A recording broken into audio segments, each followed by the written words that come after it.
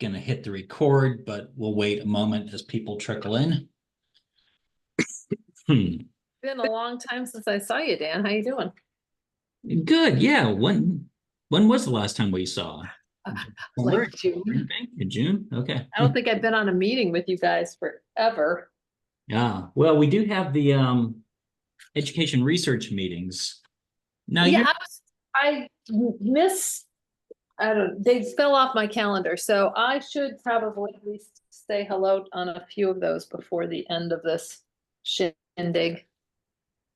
well, we have another DoD quarterly report at the end of this month, so there'll be more opportunity for interaction. Oh, yes, always. And the NSF report that's way overdue. I'm just putting it off so we can do both at the same time Oh, okay. in the interest of efficiency. Well, I have finally started the Geo Sonnet, so it is official, and it is delightful to be doing work instead of writing about doing work. I lost you for a second, but so the grant has And I get to present a colloquium. Yes, the grant has begun at last, and it's delightful. And I get to do a colloquium at my alma mater, go to Madison at the end of the month, and I am going to do, they want to hear about the state of sonification in astronomy. I wanted to do something more general, but they want just the astronomy department, a colloquium. So like, wish me luck on that one, because yeah. because I'm the den mother. Anything about coding or anything like that, I do not know. So you shall be featured in this, because you are part of, no matter where you're at, you think you're at, you are a part of the state of sonification in astronomy. All right. Well, we could probably get started. We have some of our people here and hopefully more trickle in. Welcome back, everyone. So let's see. Last week, let me just take a look here. Last week, we did, it's the wrong playlist. I know I'm not sharing, it's okay. We did a collection of things.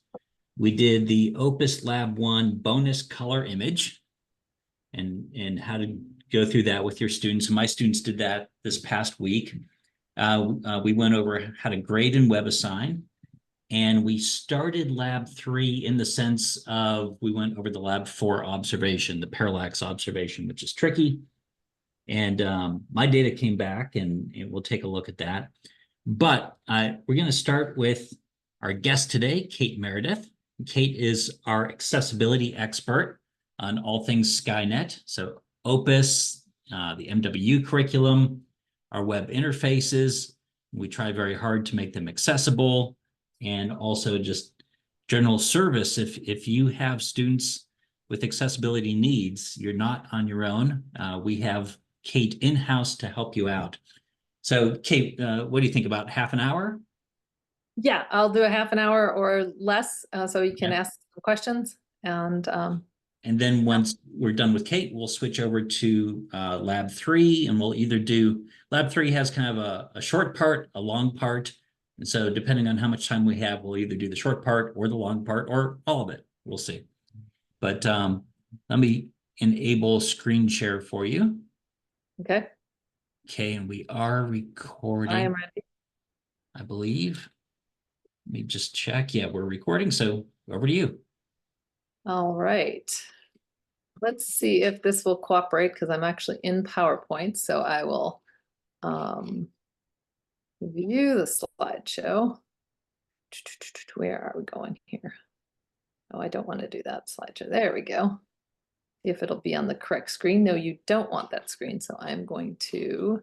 The funny thing is, I was reviewing last year's video, and you went through the exact same steps here, Kate, of not being on the right screen, and almost verbatim. So I'm nothing if not consistent. All right. OPIS accessibility. So this is our team here at Glass Education. I am one of the founding members, one of the only surviving founding members of this organization that formed back in 2018 when the University of Chicago closed Yerkes Observatory.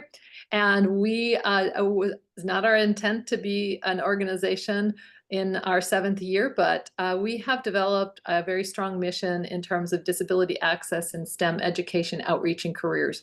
And we work a lot with interns from the area or around the country. And we work locally with high school students to create hands-on materials. We do dark skies work and a number of other things, but the thing that's bringing us fame and fortune right now is in terms of disability access. So I'm gonna, I was getting ready for this presentation and I was thinking about how different my talk is. That and Dan and I have been doing this for a number of years, and how far we've come since we left Yerkes Observatory and went independent. So just to go through, we have a number of interns that work with us, but Olivia Smithmeyer has been key on this. She does a disability access consulting content. She's a teacher, and she's also visually impaired, so she makes sure if the tires need to be kicked on something initially, she does that for us. We at Glass Education tend to work in the area of either blind and visual impairments or deafness, sensory disabilities, because it usually fits into the budget that's available and gives us enough materials development and disability access barrier, deep look, so that we've kind of wrapped our arms around so many other disabilities. And I'm not going to go through all the things that you could imagine being under that umbrella, but that's the way we operate. And so we have, like I said, a lot of the work that you'll see today has been we've experimented working with different things, and these are part of our intern projects. So there's lots of cool things going on. So if you have an undergraduate student who has an interest in this, send them our way, because I think there's so much to be gained by working in community on different projects.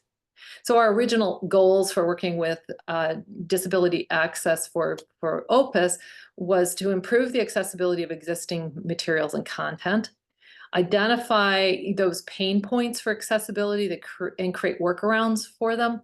So for example, just understanding parallax, if you have any kind of visual impairment, it's really tough.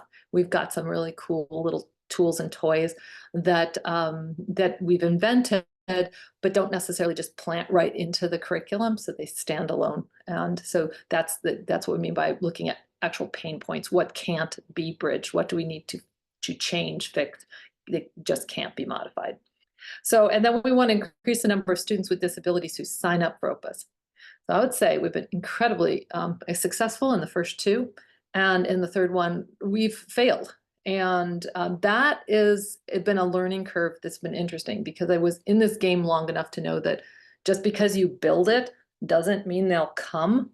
But I thought I had that covered. And we thought, well, if we're talking to you guys and we're making these tools available, and we talk to disability services offices and get media, promotional media together. And then in the end, if I call every one of the disability services offices that are from universities that are teaching OPIS, that will do the trick. And it didn't. And we have been taking a really hard look at why that is for some time. I've got some insights on that, because we have really good stuff that's sitting again that needs to be in the hands of people, and we want to see this make a difference. And so we want to making astronomy accessible to a variety of students is a challenge, but it's not a barrier. So we know that this can be done for sensory disabilities. We can make this happen with some concerted effort, and we can improve the curriculum without touching student experiences or impacting instruction. So we have that's what I'm saying. We have these great things. We've got videos and we've got hands-on materials, but we're not necessarily getting that last step to the students. So I'm hoping that, this presentation, you'll know what's available, and you'll reach out to me if you want to access some things, or you find that you have students in your room.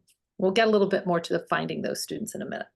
So, and reaching students with disability in OPIS is not related to the amount of support that's available. Again, just because we build it doesn't mean they will come. And just because we advertise it doesn't mean they'll appear. So we want to work on that part of it. And we care about this a lot because for a number of reasons. So persons with disabilities are underrepresented in the STEM fields. And that's where some really good paying jobs are. And we also know that the students with sensory disabilities like STEM at the same rates as everybody else. I mean, there's enough astronomy geeks in the School for the Blind in Wisconsin and Virginia, where I visited, as anywhere else. But they will drop out of those because there's that interest can't be satisfied and that fire for the STEM can't be fed. And so people with disabilities experience much higher levels of unemployment than any other demographic. So if we can contribute in some way to people who have not been able to successfully enter the career path or the workforce in STEM, who have an interest but are encountering barriers, if we can make an impact on that, that's what we want to do. We also know that college education is expensive, and it's expensive to be a disabled person. The technology, the transportation, there's lots of things that contribute to it being even more expensive if you have a disability. And if you have a disability, you're more likely to perform poorly in your STEM degree program. Change your major to what you're actually successful at versus what you're interested in, and or fail to attain a degree at all as a result of unnecessary barriers. So in this talk, I'm going to be saying a lot of stuff, and I'm not going to have the citations for that, but I will be circling back to this in the next few weeks because I do want you to have those citations available so that if you want to march in someplace and make your case for why you need X, Y, or Z, that you'll have those extra pieces to go with that, because just didn't have quite the time today to make sure that I had a reading list for you or tool bag. So most faculty we know over the last 5 years are interested in helping students, but lack the time, the knowledge, resources to provide accommodations that make a difference. So we do not believe, Olivia, our team, don't believe that it's on you to fix everything. And to watch people reinvent the same tactile graphic or learn how to make tactile graphics from the ground up without the support, that's tough to watch because you guys are really busy. But you have this key thing called your content area, and your content area. So partnering with like us, or looking at taking advantage of the things that have already been created for OPIS and leveraging those and getting bigger, that we can do. And we learned from doing the Astro UNC EDU thing back in June that there are the interest, the students, people are aware that students with disabilities are in their classrooms, but need more tools. So we also believe that as GLASS education, we've been doing this through Yerkes Observatory and through us as now as GLASS for, I've been at this for 25 years. I started off as a classroom teacher. I've been working with blind, low vision students with disabilities for a very long time. And we think that we can make a difference, particularly as the technology is advancing and more tools are available to us to work with. So what we think will help in getting here, because even last year, this presentation looked different. I got on this presentation and I told you all the cool things we did, how we got to them and how exciting that was. Like I said, it didn't get us to that final really important piece, which is the students, getting it in the hands of the students and getting these materials used. So, so this presentation looks a lot different than it did last year, even though the beginning was almost identical, according to Dan. So want to create new pathways to academic achievement and bust barriers to access, and want to increase faculty understanding of the presence of disability in their classroom. And this is where I think is key to this whole problem that I've been talking about, but getting the tools into the hands of students. All the pathways that we've tried, the students are already there and they're not identifying. And in fact, and sometimes they're masking and hiding. And that, I believe, is our leverage point to reaching students. So we'll talk a little bit more about that as we go along, because I've got all sorts of cool stuff. You can learn about those later. But unless we reach the students, this isn't going to make a difference. So I want to help you acquire the confidence that you can accommodate for just a whole variety of disabilities. And each one of you has probably had some experience or doing something that you felt successful at. And building on that is really important. And I want to identify those practices that lead to students seeking assistance early and being willing to self-identify. So there's some things that you can do in your courses to uncover those students and to have them step forward. So, and we'll talk about those a little bit later in the presentation. So now for the part that I typically do, what have we created? So in OPIS, we looked at through the lens of sensory disabilities in vision and hearing. We took a look at what's there and what can we do to make it more accessible. So we looked in terms of video content, which covers a lot of different things it includes the vocabulary parts of theirs. There are over 300 new vocabulary words that are introduced in OPIS, and 100 of them appear in the first 2 weeks. And that's not atypical of any course, but it's very challenging for someone who's an English second language learner, someone who's deaf or hard of hearing in particular, ASL users. Those terms don't exist, or just have trouble bringing on new vocabulary. So, and we've done a lot with visual descriptions and alt text, and we have made a lot of models. So one word, oh yeah, I'll actually wait on that in a second. So the video accessibility, really quickly, there's a lot of videos. We've gone through and made sure all the captions were accurate, put out based upon being on a lot of these meetings the first year, when I heard instructors say, they're forgetting this, or students are forgetting to put in their image requests. We would go into those videos when we were remaking, modifying them and put call outs. And so we make it so that student attention is on the thing that they need to be on. So that benefits, it's aimed at low vision students or students who are using Zoom text, so that's zooming in, making part of the screen very large. We're thinking about them, but in the end, it really helps students with attention deficit, anxiety disorders, or even people with some forms of autism, limiting the visual chaos, making Dan, who's talking, moving him down from his little corner up high and bringing him down low, and making sure that there's no other visuals, cleaning that up. That was a very long process, and we did that in our first year, and those are available. So we fixed all the captions. We had a lot of fun with that, doing things. My favorite one is our library to our Lyra. So YouTube does a pretty good job of creating transcripts. You just have to do a bit of editing on them to make them really useful. And then those exist on a separate playlist. I call them improved accessibility because they are there for students who have particularly have vision impairments, but they're good for everybody, but they don't cover everything. They don't, there's no tactile graphic to go with each video, or there's no particular braille text, or there's not ASL interpretation. So it's improved accessibility, and it will help a lot of people. Then we looked at the vocabulary. Like I said, there's a lot of new words.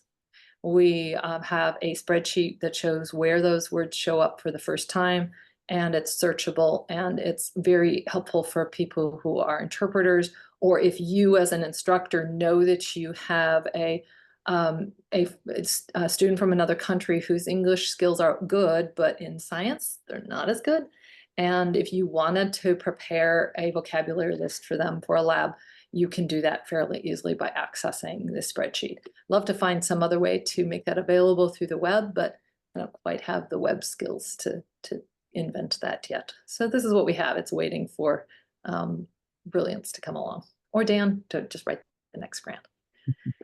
So the team the OPIS team got together and wrote we agreed on what was the OPIS specific definitions for different vocabulary that came up. And so we looked at, does this exist in the ASL dictionaries that we know of online? So in case that is needed. So otherwise, you're endlessly finger spelling stuff, and it is very difficult for an ASL interpreter. It's very challenging.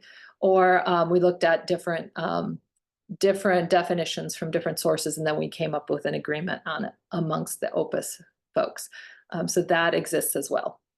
And a very large task, which was so arduous that we didn't finish it till the summer of 2023. And I actually had to bribe us in total to just patiently go through every single image in WebAssign has an alt text. So this is the text that will be read by a screen reader, but is also available to anybody who might have trouble processing visual images. Those texts are available, and eventually they're going to appear on WebAssign as well. I don't know what the holdup on that is, but I thought they were in there now. If they are, I did not get a notification of anything, but I also didn't bump into, I wasn't able to access them, back in May. So that's the last time I checked, honestly. So it's been quite a while since I checked on those. But yes, they should. And if not, we do have them available. And what is interesting when we talk about that whole idea of, if I work with sensory disabilities, I'm going to wrap my arms around everybody else. Well, I recently had a student, she's going to be taking OPIS in the spring with Dan. She has a disability called reflex epilepsy. Never heard of it in all my years. But it is basically triggered by overload on graphs and charts primarily, or any image that's incredibly busy. And so that disability can be, if I give to the Disability Services Department every tactile graphic that we have made for every image in OPIS and the image descriptions, they can just take away the braille parts of these images, which we have simplified down so that you hit, let's say you're looking at a graph. You encounter an image that explains tactily where the X and Y axes are and what's on them, then one with the curve, taking away the extra print, explaining the axes. So we have these incremental stages. So something that was created to help blind students encounter graphs and charts will be very usable by the Disability Services Department. And they don't have to know the science. They just take the stuff and they were going to put it together. We took care of making sure that the sequence of things was comprehensible and interpretable by the user. So that's just a really cool example, and I'm hoping to get to work with her more as the time goes on. So we also took a look at what things do we have in the office and what would be most helpful to explain different concepts, and we plugged those in as recommendations at different spots. I mentioned tactile graphics. We have created tactile graphics if they were needed. If an image description did not sufficiently communicate what was in the graphic or the image, then we created a separate tactile graphic that would allow students, your disability services office knows how to take these, run them through a really cool puffy paper maker machine, and create a usable document. So those exist in bundles as well. And then we made 3D models for other things. So that there's things that, there's a graphic that, yeah, we can describe it. And we could.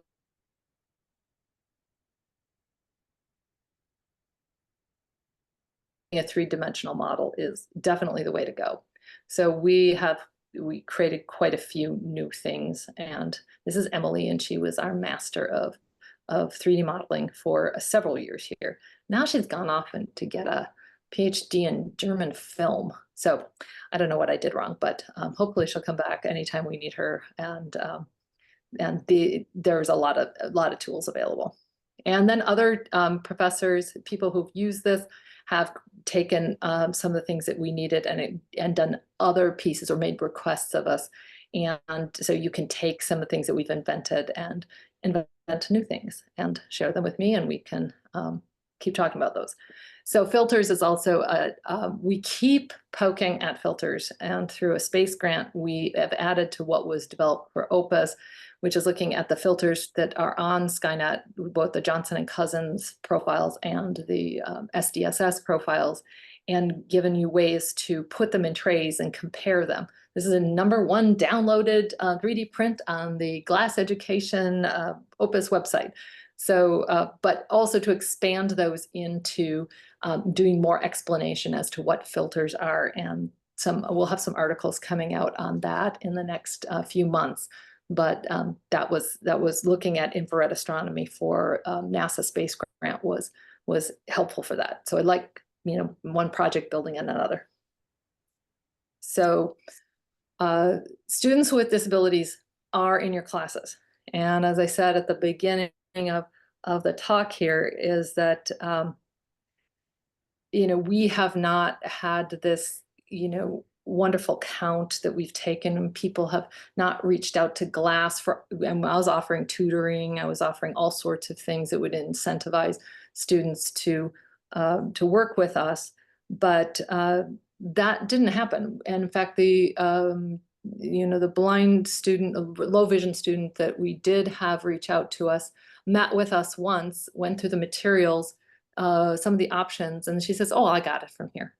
So so that need, I don't know if it was so much not of a need for support, or not knowing, or not wanting to take more time to meet with somebody on a regular basis. I would have liked to have followed her through those materials, but it wasn't an interest, so we did not get to do that. And I have, this summer I was at Aurora with Dan, and there was one student that was significant vision disability, and she is a classic example of students that are hiding in your classroom, who for social reasons and not wanting to appear to need help or to be viewed as not being as intelligent, they will fake it, and they will mask, and they will overcompensate in many cases. And because the kids who get to your classroom have gotten there because they've worked hard, they have passed the hurdles to get into college, and then the difference between how you handle disability at the high school level and what happens at the college level is incredibly different. And it requires a lot of work and a lot of self-advocacy to get services, and a lot of documentation. So there's many barriers that will stand in, even if you want to get services from your disability office on campus. There's some things that will stand in your way. But for most social and academic reasons, there's tons of research out there documenting that students just don't want to identify. So most students with disabilities, if they have to self-identify in order to receive services, they have to go through a process of redocumenting their disability with their services on campus, and very few freshmen will identify in their first year. And for that social economic belonging, sense of belonging, is a big part of why students will not identify. And one of the things I want to encourage you to do as you're doing this class is to make sure that students know that the help is available to everybody. So and to be proactive about watching out for students who are failing, because what typically happens is had a 1-inch thick IEP as a high school student. Now I'm in college and I bet I can do this, and I don't want anyone to know. And besides, I'm really, really busy with all these things. And then it's not until mid-semester that they really hit their limit, or something else happens, and then the failures happen. And it's not until a student fails a course that they will actually seek out help. So the freshman year for students with disabilities is typically pretty messy if they do indeed need services in order to be successful. So again, we suggest that students understand what the options are for accessing materials or extra help, both through OPIS itself, and make sure everybody knows where's the playlist.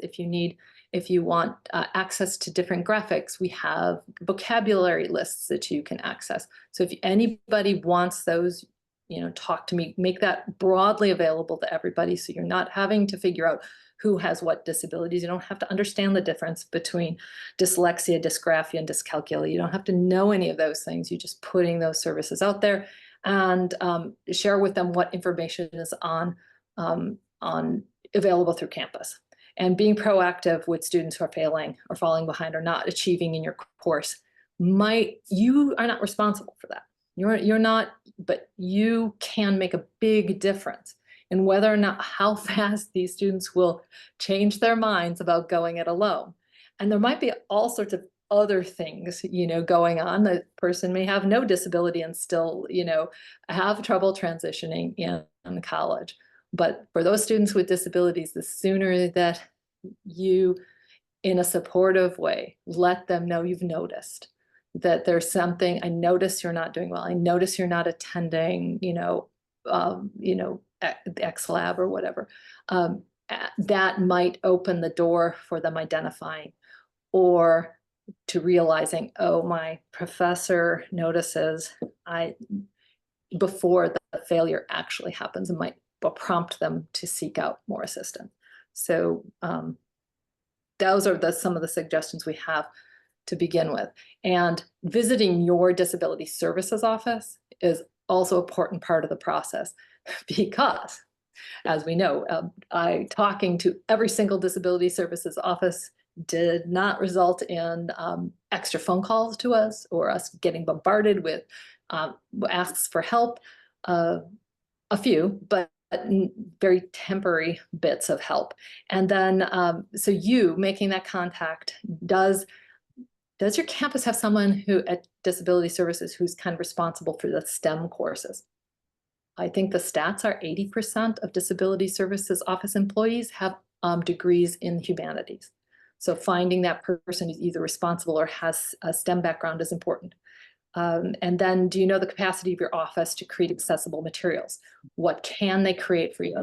Do they have 3D printers? Do they have tactile graphics machines? What do they have? Do they have Braille translation? Do they have Spanish language translation? What ASL services? What do they have? And then let them know what materials. Let the Disability Services Office know that Glass Education at OPIS is really interested in hearing from them if they have challenges. Because in the end, I still believe that OPIS is positioned very well to become the go-to curriculum if you have a student with disabilities. So I wanted to see at the end of 5 years where Disability Services offices are going, oh, I have a student who needs a science credit. They're not a scientist, but they have a vision disability, but they could be successful in OPIS. I want that, and for the students who have a sincere interest in STEM. And if OPIS is getting people to think differently about STEM careers or STEM majors, I think that they could do that for students with disabilities as well. And then what else can you do this semester? Tell them that Glass is available to help if they need it. So if anyone's finding it particularly with a vision or hearing loss or second language use or perceptual disabilities, we're here to give them a hand. And we'd like to know how things are working. And if you're doing PowerPoints and things, work on getting an accessible template. And there's lots of resources out there, and we can help you with that as well, to create accessible PowerPoint presentations. But many campuses have already created accessible templates in PowerPoint that you can use that have the right color contrast and the right letters and all of those things, and the ability to add your alt text or where the videos get hung, or all of those things. So check on that if you would like to do that. And if you're doing online courses, get a good webcam. It makes a big difference. And anybody with attention deficit or hearing loss, hearing difficulties, attend to your class. So another thing that Glass tries to do is in a kind of a change of philosophy or expanded, how are we going to get this mission done so that kids with disabilities take more STEM courses? We've been doing more of skill building with faculty. And so the pictures you've got up here are ones we did with the University of Virginia. We've done a 2 or 3 day come in, and how do you do accessibility on the fly? What does it mean to use universal design in your course to reach more students? And what are the boundaries? Who's responsible for what? And what does it mean to be in a 101 level course and you're a freshman? And what am I responsible for doing as a professional? What can my disability services help me with? Because you don't have to do it all. You really don't have time to do it all. You might come up with one really great thing, and but it'll be 3 weeks behind when you actually needed it. Or so there's ways to help down the road. And we're seeing a big difference when people just have fun with us and just do things that give them an experience of what it's like to try and attend to sound when it's coming from the wrong side of the room. Like you see Steve here, we call these the reverse ears, where the sound is almost impossible to follow a conversation when your head is turned around. And so we do things to make it fun. We do things to let you know that you can do a lot in 45 minutes in a glue stick, and that your disability services offices can help as well. And how to kind of help students build that idea of the reality of self-advocacy. Because self-advocacy, when a student is supposed to say what they need and say it powerfully, well, if they're entering a new field, they don't know what they need and they don't know what's available and they don't know. And building that is important, and you can help because you are the expert. So here's where you're going to find OPIS resources. They are going to be building particularly this semester as we wrap up and package all the little pieces we've got. But if you go to glasseducation.org/resources, that is where you will find all of our downloadable files, and our tactile graphics files are there. And we're going to do what we can to divide those up by lab. And you folks are working on, you guys are going to be working on parallax. And we have invented some really cool ways to do parallax, because when we talk about barriers to access, the lab where you're outside and you're going to go pace things off, and if you have a mobility disability or you have a vision disability, that lab just isn't going to work. So we invented something just as cool and that can be used to do that inside. Because what we don't want to do when we're doing disability access is to modify your expectations for the course. So if you want something to be learned, we can change how we do it, but we don't drop expectations, because this is college. And we don't just say, well, you can just skip that. Something has to be replaced that's equal. And this is not about watering down standards and lowering expectations for students with disabilities or making you do all the work. Okay. Amen. Got some questions? Thank you, Kate. Yeah, questions, anyone? I probably have a few comments, but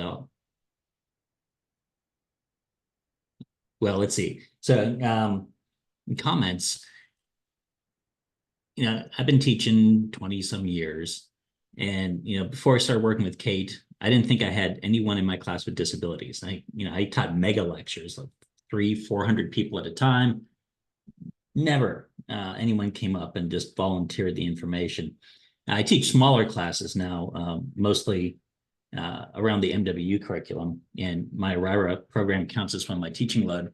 And now that I know to ask, like on the first day, I just ask the students, and I'm very proactive about it. And there's always at least one that, on that first day will come up to you and say, well, actually, and it's always something obscure and strange and different. It's never the same thing twice, but they're in your classes. If they're in the smaller classes I teach now, 30 or 40, or in case of a RIRA, we've had people with vision issues 2 years in a row, and that's only 20. They're in your classes and they're just not speaking up. So that's one comment. And Kate has really bent over backwards to take this curriculum and make it into something that that has been accessibilized and can be done. Because the point you made about disability offices not having very many STEM people, I think most disability offices, when they have a student with disability, they just push them out of STEM. They say, you can't do this, so I'm going to move you over here into English or this or that. And so they're automatically excluded from our courses. And so that's a problem. And that's even before they get to your classroom. And so communication with them is good, saying, hey, we have a curriculum that is a science curriculum that has been accessibilized. But there is, as Kate said, it's just hard to get enough people for us to have statistical samples or anything. So now it's more like a service that Kate provides. You don't have to reinvent your whole curriculum. You just say, okay, I got one. Kate, what do I need to do? And she'll just give you everything you need and customize it for the person. And we're so eager to find students with disabilities because we do this, as part of our grant process, that we put together a supplement where we'll pay the student, you as the professor, and the disability officer. Between the three of you is something like $3,000 or $4,000 or something. It hasn't been funded yet. We're having some issues getting the supplement through, et cetera. But it's hopefully on the horizon where you'll be rewarded, the student will be rewarded, and the disability office will be rewarded for finding these people and bringing them to our attention. Yeah, somewhere to build off of what Dan was just saying is that our latest idea on how to tackle this problem is we have more accessible curriculum. We have people who are willing to help bridge the gap, and we're bribe them. Yeah, and bribe. But because it takes so much time as a new college student to be someone with a vision disability or a hearing disability, we've got stories. We seriously have stories. But if we do learning communities, if we do the data's pretty good on if you have a disability or identity, any identity specific learning community in a topic or an area, that those communities are self-seeding. So if we were to seed them with some money, get them started around the United States, pull out of those some media and some other promotional materials to get the word out, to educate disability services offices as well, that this idea of having learning communities takes care of that gap in social academic piece that's super important for people to have enough belonging to persist in STEM fields, because it's hard. And it will get them, educate more people about how to work in the universal design mode and what resources to grab to do that. So that's one of our grant plans. And if we can't get this supplement run through, we're just going to write another whole grant, and we're just going to get it done, because I'm going to retire eventually, and I want to look back and go, yeah, got that one done. And just one final comment. Oh, go ahead. Yeah. No, I thought I heard one yet. One final comment is if you don't tell us, Kate will chew your ass out, because like 2 years ago, I had a student with visual needs come to Arira and let me know like months ahead of time, and I forgot about it, and I didn't tell her. And oh man, I got in so much trouble. So if you have someone, let us know, or else she'll come knocking on your door. All right. Any questions, anyone? Okay, so this was just to raise awareness about this issue that we're working on. It is a big part of our grants, so a fundamental part. Okay, I'll go ahead. I'm just going to sign off because Olivia's actually in the office today and we're doing some work. Okay, great. Thank you, Kate. Okay, I appreciate it. Thanks, you guys. Enjoy yourself. And yeah, if you need something, call me. Track me down or else. Bye. All right. So we have time to do the short part of Lab 3. But let's just see here. So first of all, do any of you have any questions, comments about anything you may be doing with your students this semester, how the labs are going, difficulties, problems? Okay. Let's see. Last time we ended by we went into the beginning of lab 3, and of course, the first thing you do is place the observations for the next lab. And placing the observations for lab 4, the parallax lab, is a little tricky, so we spent time on that. And I was just looking at my Skynet account today, because I was training my TAs on how to place the observations. So here are the 2 that we placed during the training session last week, and they both went through first try. We did check the weather, and the weather looked good in both sites. So that was promising. And of course, with the target of opportunity level, you trump everyone. So under those conditions, odds are pretty good that it works. I'll just click in here. And what do we have here? Some ghosts of Jupiter, but somewhere in here is the asteroid. And next week, when we get to parallax, we'll figure out which one. And we got a sequence of 10 here. And the first one was at, remember we set this up to start at 9 o'clock. So it started 49 seconds after. That's the time it took to slew into position. And then I think that was the prompt 6 one. Here's prompt USASC up in Canada. This one took 44 seconds. So the first 2 are almost coincident in time. And so one of those things, this also has trying to load it in here, a little bit of a ghost of Jupiter in there. But anyway, this telescope has some fringing issues, but you can still use it.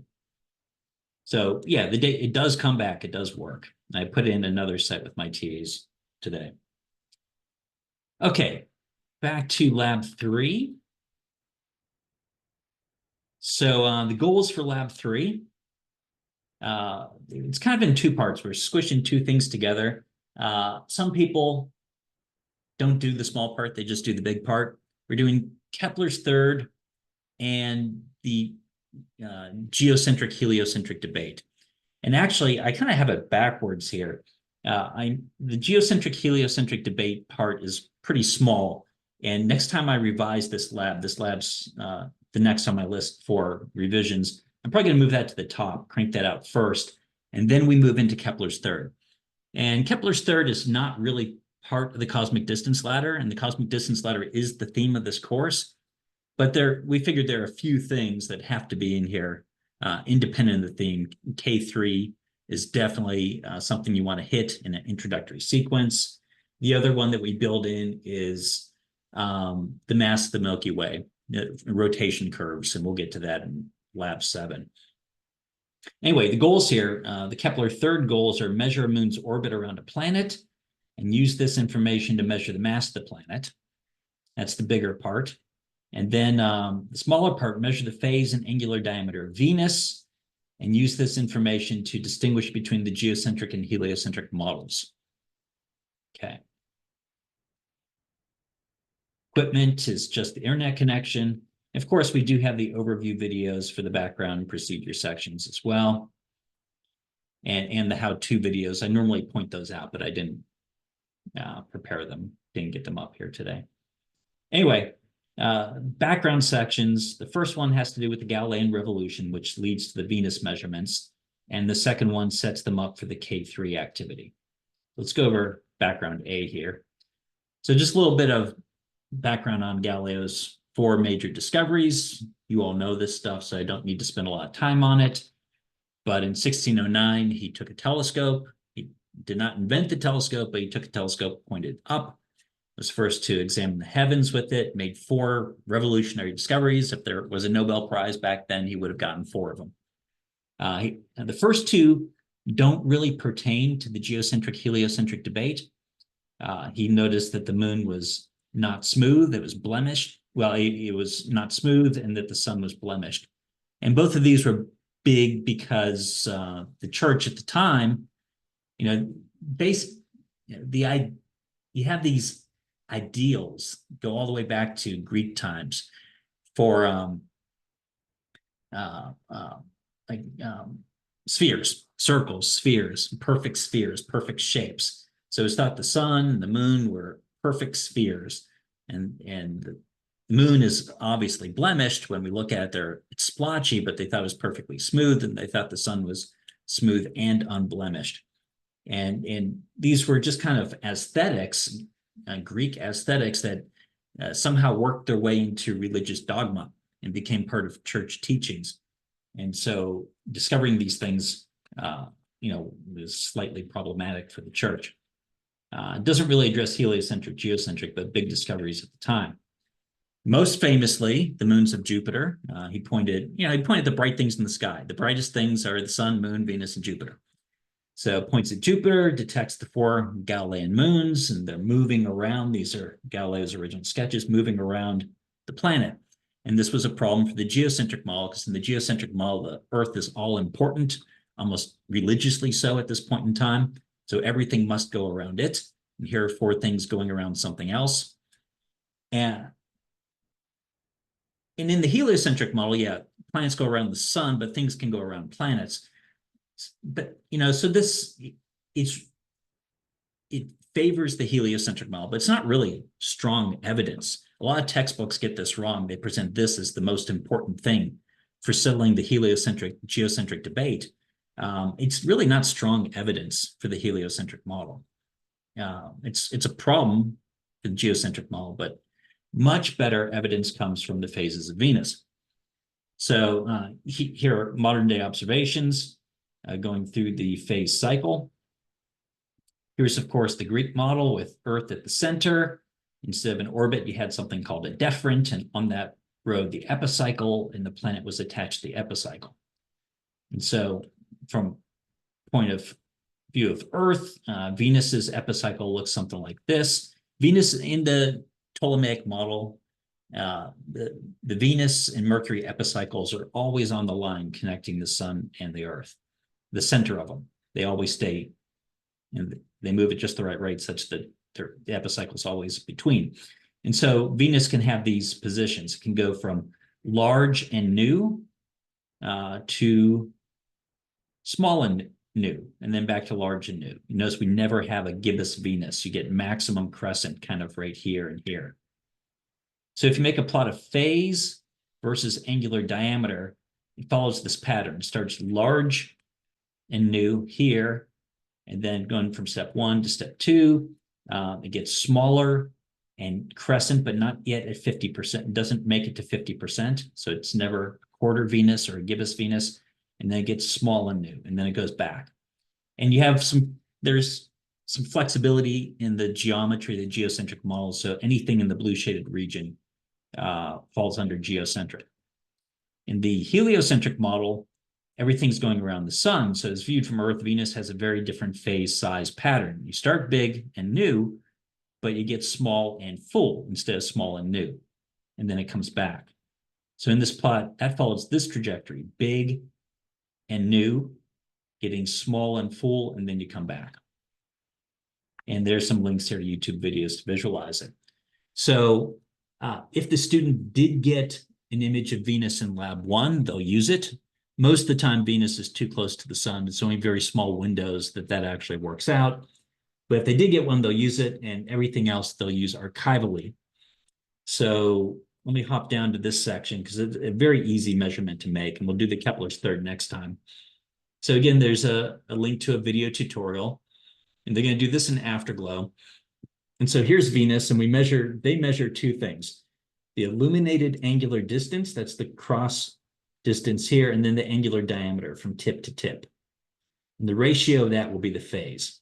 So they're getting angular diameters and they're getting phases, which are the 2 axes of this plot. So they're going to measure Venus throughout its cycle and see if their points land down here or if they land on the red line. Okay, so if we go to Afterglow, I've already loaded up some Venus images here.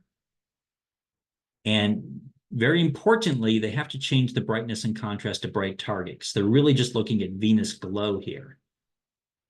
So here is a small gibbous Venus. If I go to the other end, this should be the crescent. Again, if you don't hit bright target, you'd say that's a gibbous Venus, but it really isn't. And the measurements are quite simple. You go to the measuring tool. We've used it to measure the distances between planets and moons. No, we will in the other part of Lab 3. Have we used the measuring tool yet? Yeah, to measure angular sizes of planets. Yeah, so this is similar. Not going to use centroid clicks. And so the angular diameter, they have to eyeball it. And that's the source, the primary source of error is the blurring, atmospheric blurring, and it's pixelated and what shade of gray corresponds to the edge, particularly with the illuminated angular distance, which is the other measurement right here. Where do they start? Where do they stop? And that's something they can talk about on their sources of error. But those are the two measurements, and it's down here in arc seconds. And if we go back to the lab here, they put their illuminated angular distances here, their angular diameters here, and the ratio is the phase. And we went through a couple iterations. We learned that the table has to be in this order because the equation's in that order and the figure has to be in that order. If any of the orders are different, they'd get their numbers in the wrong places. So we got everything nice and consistent, and they have their angular diameters in arc seconds and their phases here. It's a dimensionless ratio, sign their name, and then they go to the graphing tool, which is here. Again, they can use the old one or the new one. I think once I'm content that all the new ones are perfect, we'll probably discontinue the old ones. But here's the Venus one, and that chart is already in here, and they'll input their measurements, and I'll just kind of eyeball. Let's say we get a sequence. I'll just put a few of them in here. Let's say I think there's 7 total, 8 if you include the one that they might have gotten, and let's say their measurements are something like. We'll see how close I can read the graph quickly. And something like that, let's say. Yeah, and so, okay, I overestimated this one. They'll get something, I still overestimated. That's not how they should do it. They should measure it and not change it based on how it looks on the graph, but whatever. They'll put their points on and draw the conclusion, we live in a heliocentric universe. And go back to the lab here. Here you can see the old graphing tool, and in here I did the 7 measurements carefully, and you get something like this. The first one's off a little bit because, probably the atmospheric blurring. As we learned in lab 1, like if you're measuring the size of Sirius, which is small, you get a much larger, a high % error in that case because it becomes atmospheric blurring dominated. So here you're measuring a small distance and probably to some degree atmospheric blurring dominated, giving you a larger phase than you should be getting. Anyway, that's that part of the lab. Which is it more consistent with, geo or helio, and why? Sources of error, the ones I've already mentioned. So this part is very quick and easy. I think I'm going to move it to the top of the lab because it is kind of, the course is our place in space. And so this is a fundamental lesson. But right after you teach this in traditional lecture, you normally end up teaching Kepler's third. So we'll do that next time using the data that you collected. And let's see how mine's doing. I put in one for Saturn, one for Jupiter 2 weeks ago, one with you all, and one with my TAs. And over those 2 weeks, I've gotten back almost every observation so far. So I'm going to have, these are perfectly fine data sets. You need at least 5 or 6, but if you have 10 or 13, as I have here, it's much, much easier to see the pattern. And I was actually messing with it today. I probably have the data still in here. Yeah, here, and we'll go through it next time, but here's some measurements of the separation between Triton and Neptune on this axis versus time on this axis. And they measured these separations, and then they can fit and model the data, kind of chi by eye. This is the semi-major axis going this way, the orbital period this way. There's a phase parameter and a tilt parameter to the orbit that can make a difference. And once they have the semi-major axis and period, they convert it into more useful units, but then use Newton's form of Kepler's third to measure the mass of the central body. So that's what we'll do at the beginning of next time, and we'll move into parallax after that. Questions? All right. You're a quiet bunch today. I don't think any of you have said anything the whole time. Anyway, I can't working on that concept of time zone, huh? Oh, yes. It's a Well, tough one, even for us astronomers, huh? I looked at it again and I said, oh, because I was actually, it's like I was thinking 1:30. And then all of a sudden I looked at the email and it's like, oh, 3 to 4, and just kind of went with that. And I did have one question before you go. Sure. Yeah, last time you granted me target of opportunity, do I have to reapply or anything? No, no, though you may need different telescopes this year. Yes. Um, so send me another email and I'll make sure that you're added to because right now prompt 6 is the one that's working in the south. Yeah, And I looked at the video that you posted last week and I saw prompt 6 and then you said northern ones. USAS, Moorhead, Hampton, Sydney, those are the ones we've been using this year. Okay. USASC is ideal. Moorhead and Hampton, Sydney are not as high quality. But yeah, just send me an email and I'll make sure you have the proper, and that goes for all of you. If you're going to do lab 4, just email me. I'll make sure you have the right target of opportunity access. But it does stay permanent. Yeah. Okay. Unless you abuse it. If you start using it to collect regular observations or pretty pictures, then you get a talking to at least. Well, I've never found a need for that yet. So, Because TOO, this is used by people chasing like LIGO, trying to find counterparts to gravitational wave events, supernovae that just exploded, um, Corona Borealis, that nova that's supposed to go off anytime now. So TOO is used for that stuff. And if we miss out on like some amazing data seconds after an event because you're goofing around on TOO, yeah, we want to avoid that. But I do give you the educators TOO because it's the only way to make the simultaneity between the two telescopes work at the moment. In Skynet 2, it will be a feature. Here we have to game the system.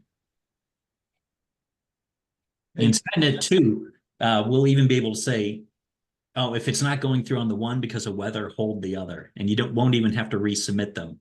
But right now, you just have to keep putting them through. Go ahead, Chris. I was just again, I've worked for American Express for the last 10 years. Worked with my team is primarily in Phoenix. So I work off of Mountain Standard Time. They don't even do daylight savings time. Yep. So, and after 10 years, I still get the times. I still literally have to think about things and get times confused. So don't feel so bad. No, I just sent some students, a team to South Africa for the IAU, and they Zoomed me and I said, so what, you all having breakfast or lunch? But it was like bedtime, right? So I forgot which way the earth rotated. So oh yeah. Let's see. So you said that you just today submitted more TOO requests? Yes. Okay. I Because did. I've been watching it like all week and it keeps saying that the weather is bad at Saskatoon and Moorhead both on the Skynet Live. Do I just ignore that? You can put them in and hope for the best. If it Okay. clears up, this can be tricky because of the weather. And we normally have some more telescopes in the western part of North Carolina, but I don't think we're going to see them for a while. And of course, there's always the archival data, but kind of in between is I did get this successful Davida data. So if yours don't go through, you can say, okay, we'll go over here and just email me and I'll send you the directory structure. In this case, in Afterglow, it's in a different group. So the students would go into the collaboration, the Project Intro Astro collaboration, and then this is probably in my MW group or the Intro Astro group, but then you'd find me and then the two David observations. So if it doesn't work for you in time, I have some fresh data that you can point them to. Email me and I'll get you the correct path, so it's easy. Great. I also wanted to ask about, I sent you an email about adopting the OPIS stuff, but I'll wait till after everyone's, if anyone else has questions.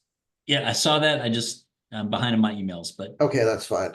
Just Yeah. wanted, because it was on a Gmail account that you've been emailing, so I just wanted to make sure that wasn't the Yeah. wrong account. I have all my emails forwarded to my Gmail just because I prefer the interface, even though Okay. I'm technically violating state law, being a state employee. But I guess I should have stopped recording before I said that, but Oh, I don't care. Come and get me. Okay, well, we'll call it a meeting then, and I'll stick around, and Brad and I can talk about the adoption. Thanks, everyone. Thank you. Thank you.